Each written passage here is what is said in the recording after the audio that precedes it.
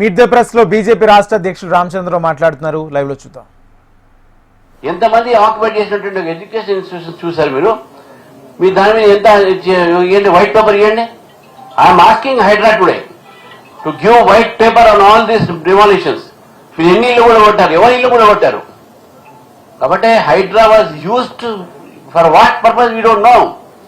ఇన్ని ప్రొటెక్షన్ ఇన్ని డిమాలిషన్ అయిన తర్వాత హూస్ హౌస్ బీన్ డిమాలిష్డ్.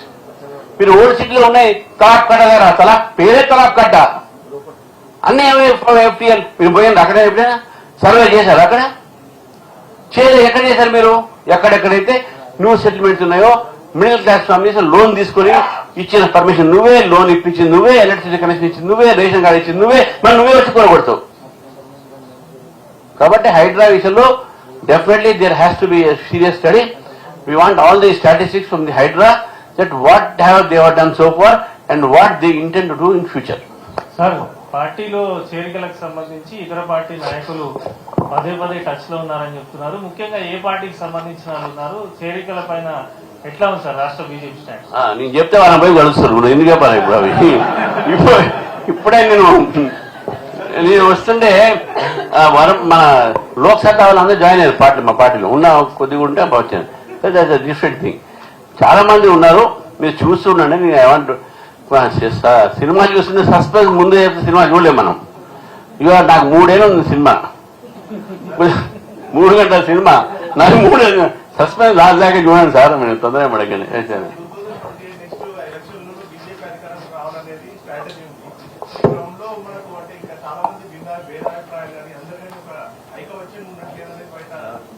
ఏం దాంట్లో ఏం లేదు. We are all one sir. We are all one. ఎంపీలు కానీ కొంతమంది మీరు మా ఎంపీల మీద ఎమ్మెల్యే మీద అనుమానం పడకండి. రెడ్డి గారు వచ్చి మన ఆఫీస్ లోనే ఫుట్బాల్ ఇచ్చి నాకు ఇట్లా అనేది ఒక అంశం ఏంటి అంటే భిన్నాభిప్రాయాలు. సో అందరినీ ఏకతాటి మీకు నాతో అన్నది ఏంటంటే అన్న మనం రేవంత్ తోని ఫుట్బాల్ ఆడాలన్నా ఇట్లా అన్నాడు నాతో. మీరు మరి మీ ఉద్దేశం నాకేం తెలియదు, ఏమన్నాడు అన్నాడు. మీరంటే ఇప్పుడు పర్సెప్షన్ చాలా ఉంటాయి, ఏదైనా అనుకోవచ్చు మనం. రేపు క్రికెట్ వికెట్ తీసుకోవద్దు, ఆయన్నే ఫుట్బాల్ ఆడుతున్నారు సంగీతం అట్లేం లేదు. మా ఇది respected leader of our party. మాకు సార్ వెంకట్ సార్ బిక్కి ఇక్కడ లెఫ్ట్ సైడ్ సార్, కాళేశ్వరం నిర్మాణము గత ప్రభుత్వంలో కాళేశ్వరం నిర్మించి 1,00,000 కోట్ల రూపాయలు అవినీతిమయమైంది అనేది తెలుసు. ప్రస్తుత కాంగ్రెస్ ప్రభుత్వము అదే తుమ్మిడిహెట్టి దగ్గర ప్రాణహిత చర్యలు నిర్వహిస్తామని కాంగ్రెస్ పార్టీ చెప్తోంది. దాని మీద మీ పార్టీ వైఖరి ఏంటి? వాళ్ళు డిపిఆర్ ఇచ్చిన తర్వాత దాన్ని మొత్తం వీళ్ళు అడిగింది. ఇప్పుడు అంతే, మహారాష్ట్ర గవర్నమెంట్ తోని వాళ్ళు పర్మిషన్ అడిగారు. అప్పుడు వాళ్ళు ఎంత హైటు, ఏ లెంత్, ఏం అలైన్మెంట్స్ ఇవన్నీ. ఎందుకంటే ఈ కాంగ్రెస్ ప్రభుత్వం నమ్మడానికి వీల్లేదు. ప్రాణహిత చేవడ అప్పుడు స్టార్ట్ చేశారు, అట్నే ఉండిపోయింది. ఇప్పుడు కూడా చేవడ దగ్గర మా బండా దత్త దగ్గర చెట్టు నాటినారు. మీరు పోయి చూడండి, ఆ చెట్టు బ్రహ్మాండంగా లేచింది, కానీ అక్కడ ఏం కాలే. అక్కడ ఆ ప్రాణహిత చిన్న కెనాలు ఎక్కడ దాకా వచ్చినాయి, ఎక్కడ వచ్చినాయి. సో కాబట్టి ఇప్పుడు నేను దాని మీద మాట్లాడినా అనుకోండి, అదేదో గవర్నమెంట్ ఏదో మంచి చేస్తున్నాం అనుకుంటారు. అది ముందు డిపిఆర్ ఏమంటే కాకపోతే ఏం ప్రాఫిట్స్ వస్తాయి చెప్పని చెప్పి, ఏం లాభాలు వస్తున్నాయి, ఎంతమంది రైతులకు లాభాలు వస్తాయి, అవన్నీ ముందు డీటెయిల్ ఇస్తే దాని మీద మా ఒపీనియన్ చెప్తాం. సార్ హలో, ఈ డ్రగ్ కల్చర్ ఒకటి, డ్రగ్ కల్చర్ తెలంగాణ చాలా ఇదైపోయింది. ఇండస్ట్రీస్ పెట్టే స్థాయికి ఇక్కడ తెలంగాణలో డ్రగ్ కల్చర్ విపరీతంగా పెరిగిపోతుంది. ఈవెన్ ఇండస్ట్రీస్ పెట్టే పరిస్థితి, డ్రగ్ సంబంధించిన ఇండస్ట్రీస్ ఇక్కడ స్థాపించడం జరుగుతున్నది. అదే రకంగా తీవ్రవాద మూలాలు ఎక్కడున్నా తెలుగు రాష్ట్రాల్లో, హైదరాబాద్ అనుకోండి, పక్క రాష్ట్రం ఏపీలో అనుకోండి, ఈ రకంగా తీవ్రవాద మూలాలు, తర్వాత డ్రగ్ కల్చర్ ఏదైనా భారతదేశంలో ఎక్కడ ఇదైనా పోలీస్ వ్యవస్థ అక్కడి నుంచి వచ్చి ఇక్కడ పట్టుకోవడం జరుగుతుంది. దీనిపైన ఇస్తాం. ఇప్పుడు ఒకటండి, డ్రగ్ ఎక్కడన్నా పట్టుకుంటే మనం దాన్ని వెల్కమ్ చేయాలి. బాంబేలో ఎవరో ఫాతిమా అనే బంగ్లాదేశ్ లేడీకు వాళ్ళు ఆమె కన్ఫెషన్ మీద ఇక్కడ తీసుకొచ్చారు, మ్యానుఫ్యాక్చరింగ్ అవుతుంది.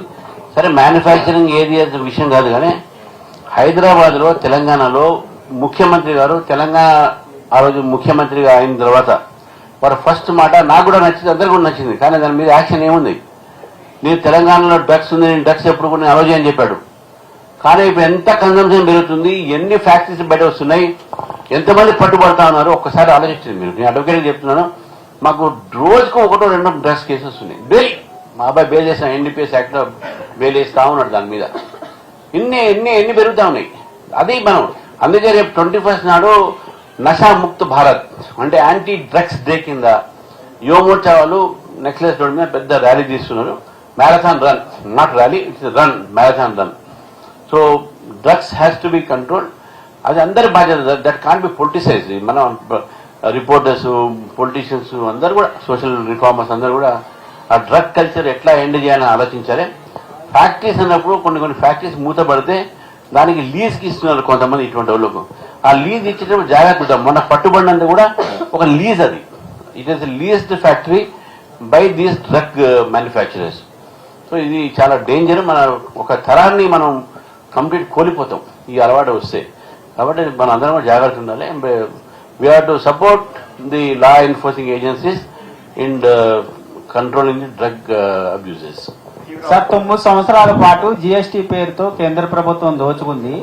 ఇప్పుడు బీహార్ లో ఓడిపోయే పరిస్థితి వచ్చింది కాబట్టి జీఎస్టీ స్లాబ్ ని తగ్గించారనేటటువంటి ఆరోపణలు చేస్తున్నారు. జీఎస్టీలో దోచుకుంది ఎవరో నాకు అర్థం కాదు, కానీ జీఎస్టీ అనేది ఒక ట్యాక్స్ సింప్లిఫైయింగ్ నేచర్. జీఎస్టీ రాకముందు దోచుకున్నా చెప్తే కరెక్ట్, అది ముందు కాదు. జీఎస్టీ వచ్చిన తర్వాత ట్యాక్స్ సింప్లిఫై అయింది, ట్యాక్స్ స్ట్రక్చర్ అయింది, ట్యాక్స్ బేస్ పెరిగింది. ఇప్పుడు దాన్ని మనం తగ్గడం జరిగింది ఫర్ మెనీ రీజన్స్. ఇప్పుడు హ్యాపీగా ఉన్నారు అందరూ కూడా, ధరలు తగ్గుతూనే ఉన్నాయి. మీరు దోచుకున్నారు అని అంటే అది రాంగ్ స్టేట్మెంట్.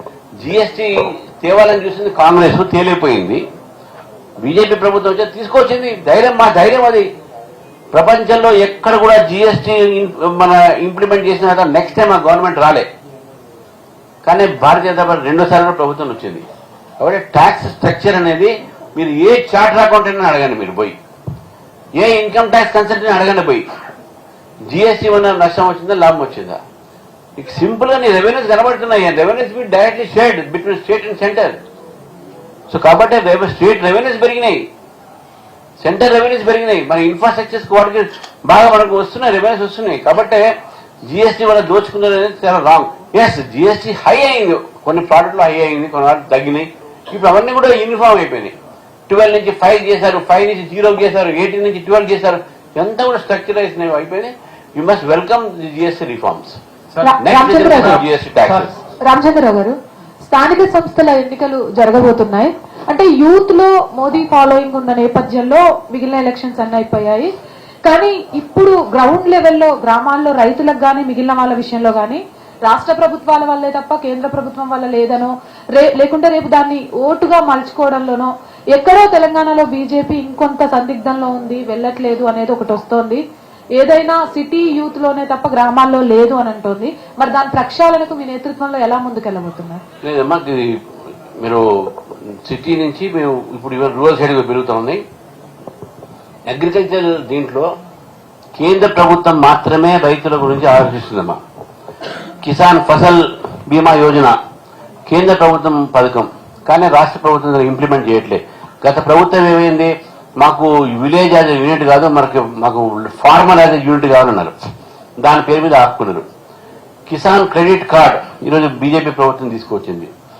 ఈరోజు ఎఫ్సిఐ గోడాన్స్ పెంచింది బీజేపీ. లేవీ రైస్ కొంటున్నది బీజేపీ అని ఇస్తున్నది పబ్లిక్ డిస్ట్రిబ్యూషన్ సిస్టమ్ ద్వారా.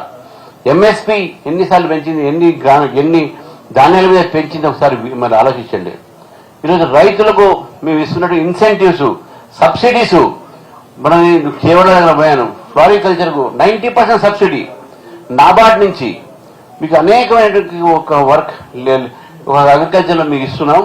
మీరు ఈరోజు సిమెంట్ మన కాటన్ కార్పొరేషన్ ఆఫ్ ఇండియా ద్వారా కూడా మేము రకరకాలైనటువంటి ఒక ఎంఎస్పీ పెంచి వాళ్ళకు రైతులకు అక్కడ హెల్ప్ చేస్తూ ఉన్నాం. కాబట్టి farmer friendly government is only BJP. అందుకని మేము అగ్రికల్చర్ డిపార్ట్మెంట్ ని agriculture and farmer welfare department గా మార్చినాం. It is not only agriculture but also farmer welfare. So అయితే గ్రామాల్లో కూడా యూత్ బీజేపీలో చేరుతా ఉన్నారు. నేను పోయినటువంటి అన్ని కూడా గ్రామీణ ప్రాంతాలు, అక్కడ రైతులు చేరుతా ఉన్నారు బీజేపీలో. మంచిర్యాల బ్రహ్మాండంగా రైతు సభ అయింది, యువకులు చేరుతా ఉన్నారు. యూత్ మొత్తం దేశంలో యువకులు, ఈ తెలంగాణ యువకులు కూడా ఈరోజు మోదీ చూస్తున్నారు, బీజేపీ చూస్తా ఉన్నారు. దాని మీద మీ ప్రోగ్రామ్స్ కూడా మేము పెడతాం. సార్ ఇంకోటి ఎల్లుండి ఇండియా పాకిస్తాన్ T20 మ్యాచ్ ఉంది. మీ పార్టీ స్టాండ్ ఏంటిదంటే? పార్టీ స్టాండ్ ఉండే చెప్పలేము కానీ game is a game, but as party president I want India to win. Sir formula areas సంబంధించి కేసులు నడుస్తున్నాయి కదా, బీఆర్ఎస్ వర్కింగ్ ప్రెసిడెంట్ కేటీఆర్ లొట్టపీస్ కేసు అంటుండు. బీజేపీ చీఫ్ గా మీరేం చెప్తారు? ఇప్పుడు నా కేసులో మొత్తం పూర్తి వివరాలు బయటకు వచ్చి కామెంట్ చేసి, కానీ ఒకటి ఏసీబీ అయితే వాళ్ళు చెప్పేది ఏంటంటే ఒక ప్రైమా ఫేసే ఒక కరప్షన్ బయటపడ్డది. 45 crores క్విడ్ ప్రోకు అయింది, దాంట్లో హెచ్ఎండిఏ కింద వచ్చింది, ఇండివిజువల్స్ కింద వచ్చింది అని చెప్పేసి అవన్నీ కూడా మేము ఏసీబీని కానీ ప్రభుత్వాన్ని కానీ దాన్ని పబ్లిక్ చేయమని కోరుతున్నాము.